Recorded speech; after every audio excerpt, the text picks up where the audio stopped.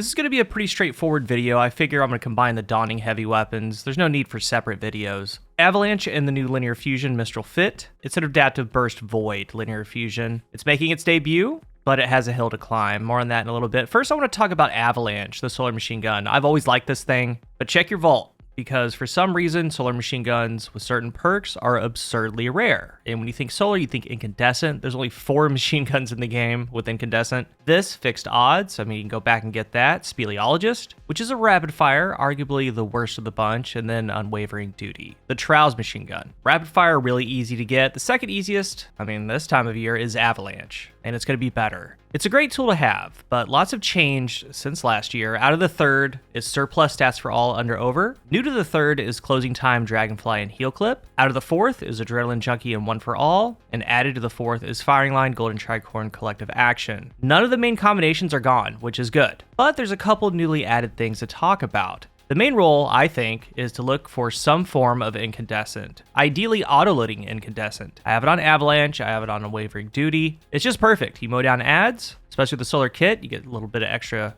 on the Scorch. You stow it, bypass the reload, do the same thing. And we do have the Dawning Surprise Origin trait, great on this thing. You down 7 ads or 2 minor majors, and you get a Dawning gift on the ground. So you're just mowing through things, spreading Scorch, down 7, pick up the gift. 10% grenade, melee, and class ability energy, and that's basically like a kill with demo, strategist, pugilist. You also get 22 hit points, and you start health regen, kind of a form of recuperation, better already. Great origin trait with this thing. But this has been the best use case scenario since we saw this combination. I mean, there's machine gun surges, there's solar surges. Within our kits, our builds, a lot of the work is done by abilities. And prismatic, maybe a pyrogale. So it makes this thing a whole lot of cleanup. On that incandescent front, we have autoloading, subsistence, which is good in lower tier activities. Rewind's good. We also have dragonfly incandescent, new this year, which is a great combination. We've seen this before. I'm going to be looking for one. Combo rocks. But the main thing, incandescent is just rare on solar machine guns. So definitely try to get one if you don't have one, or upgrade an older one. We do have some damage stuff, firing line and team play activities.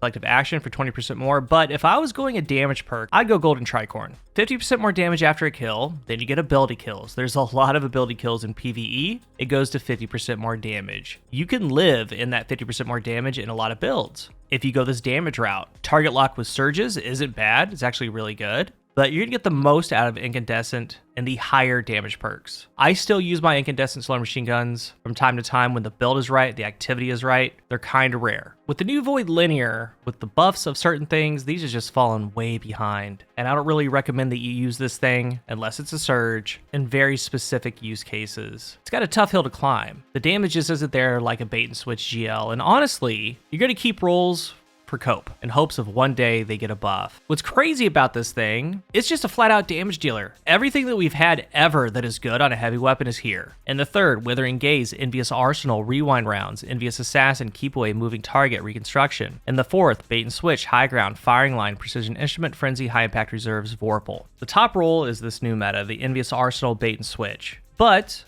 Rewind, Precision Instrument, Reconstruction, Precision Instrument, things like that work if you get high ground going. And there's kind of tiers to the damage perks. High impact reserves and Vorpal are going to be the ones in the back. Vorpal on a heavy does 10% more damage, like Frenzy, Firing Line, all do better than that. And a combination to highlight is Withering Gaze. New perk, ADS for second and a half, you get a weakened debuff. So something like this is perfect. Paired with Precision Instrument, you would enhance it for more damage. Base is 25% at max stacks. If it's enhanced, you get 30% more damage. It's kind of aim down sights, get weaken.